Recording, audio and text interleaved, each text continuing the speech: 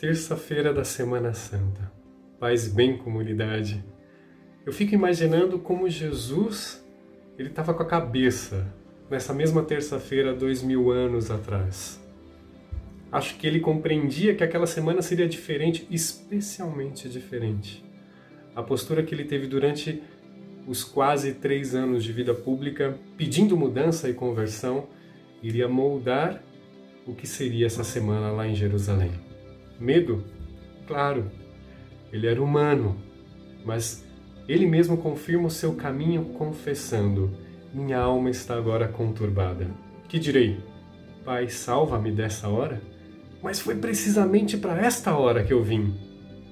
O Evangelho de hoje retrata acontecimentos logo após a última ceia na Quinta-feira Santa, quando Jesus mais uma vez se mostra abatido pelos sinais que vem percebendo e, numa medida de acalmar a sua alma, partilha com os seus amigos. Não é assim que a gente faz quando está triste? A gente não desabafa? Jesus então diz que ali, entre os 12, um vai o entregar. Pronto, começa o alvoroço e todos ali na mesa começam também a olhar uns para os outros, se perguntando: quem é que vai entregar a Jesus? Quem é que vai entregar o Mestre? João, o discípulo amado, incentivado por Pedro, faz a pergunta que todo mundo queria fazer: quem vai te trair, Senhor?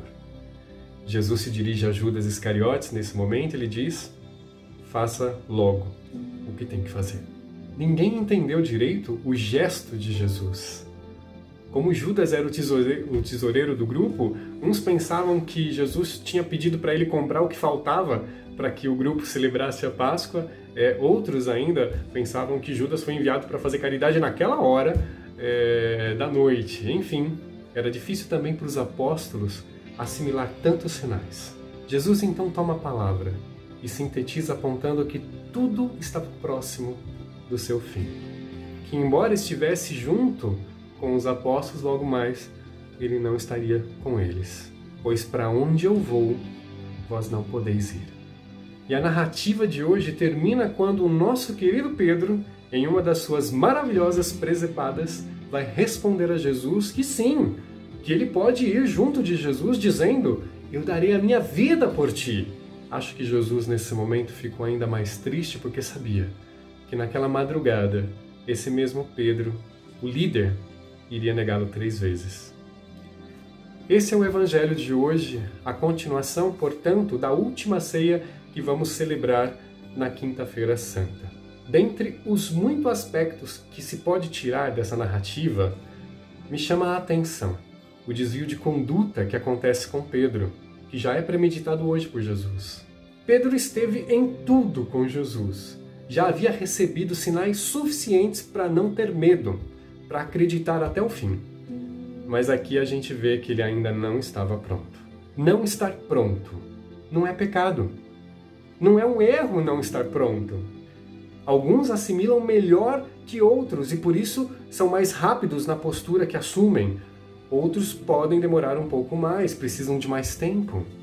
Tudo bem. Deus é paciente. O cuidado que eu preciso ter nesse processo é o de não permitir que o meu despreparo seja um mau testemunho para o meu irmão. Pedro ainda tinha dúvidas em relação à sua fé. E isso é normal. É bom que aconteça dúvidas na vida de todo cristão, porque assim você tem combustível para ir em busca de respostas e amadurecer a sua fé. Pedro quase volta para a vida antiga quando ele, desiludido pela morte do mestre, decide voltar a pescar.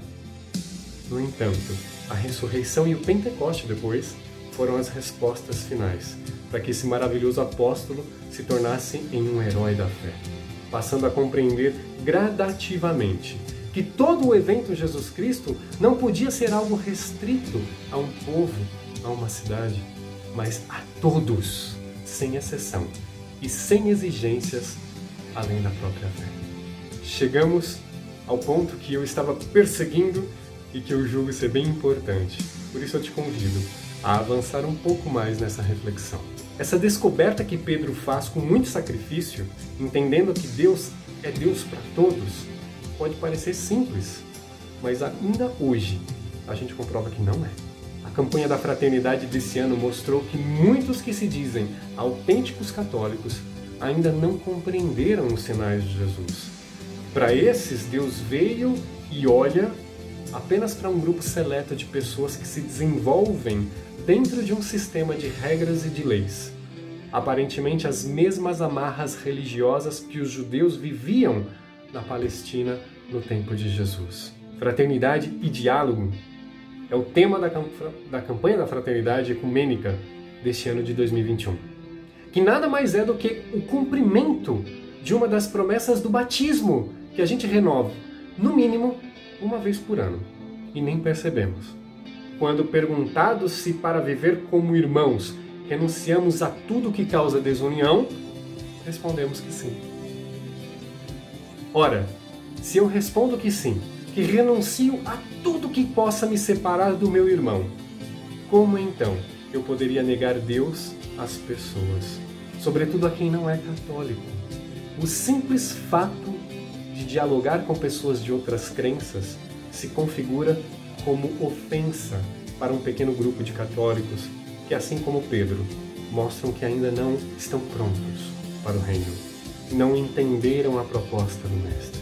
A intenção dessa reflexão não é absolutamente a de relativizar a nossa fé e tampouco a de apontar o meu dedo sujo para alguns irmãos. Como eu disse, cada um tem o seu tempo para a compreensão dos sinais de Jesus e para fazer uma experiência verdadeira com Ele. O perigo de verdade está quando a minha falta de compreensão me leva a atitudes de separação, levando inclusive outros a uma mesma postura. Eu acredito e vivo a minha fé católica. De verdade, eu acredito que somente Jesus é o caminho ao Pai. Mas os meios que Deus se utiliza para oportunizar esse encontro com o ser humano não é restrito a uma religião. Por isso vale a pergunta assim: será que Deus só tem olhos para os católicos? Eu não creio nisso. Eu creio num pastor que deixa as 99 ovelhas em segurança para ir em busca de uma única perdida. Ora, comunidade, vale sim, vale a vida caminhar com a Igreja Católica. Eu não duvido disso. E é por isso que eu sou diácono. Mas se realmente a gente quer chamar a atenção de outros irmãos, ateus e mesmo irmãos de outras confissões religiosas, a gente precisa se empenhar muito mais no testemunho e menos no discurso. Quem sabe assim a gente consegue superar o questionamento que Gandhi nos fez, dizendo mais ou menos nessas palavras: eu gosto de Cristo, mas eu não gosto dos cristãos porque eles são muito diferentes de Cristo. Eu finalizo essa nossa breve partilha reafirmando que ter dúvidas não é um problema. Fica tranquilo, não é um problema. Mas cuidado para que nesse processo, nesse momento de busca pela verdade, não sejamos enganados, ludibriados, como aconteceu com Judas Iscariotes, traindo a igreja e o próprio Jesus presente nos irmãos católicos ou não católicos, sedentos por ver em nós misericórdia e propostas de novos caminhos. A todos, uma abençoada Semana Santa, com a minha benção e prece.